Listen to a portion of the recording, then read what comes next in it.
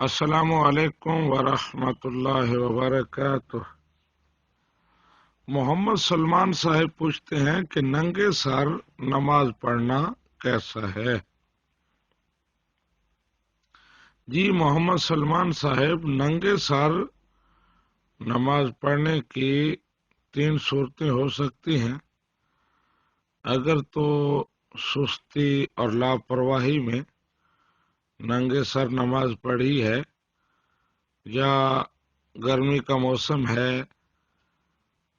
ٹوپی سر پہ رکھتے ہیں، امامہ باندھتے ہیں، گرمی محسوس ہوتی ہے، ننگے سر نماز پڑھ لی تو یہ مکروہ تنزیہی ہے۔ لیکن اگر حقارت کی وجہ سے ننگے سر نماز پڑھی، یہ کہ نماز کوئی ایسی چیز نہیں ہے کہ جس کے لیے سر ڈھانپا جائے، تو یہ بہت بڑی سرکشی ہے، کفر تک پہنچاتی ہے نماز کی حقارت۔ اور اگر خشوع و خضوع کے لیے ننگے سر نماز پڑھی، ٹوپی کرنے سے سر میں خارش شروع ہو جاتی ہے،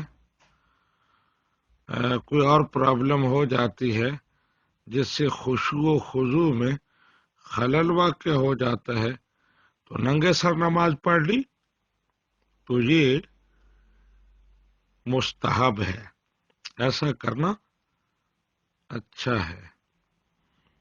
ھذا ما عندی واللہ ورسولہ اعلم بالصواب۔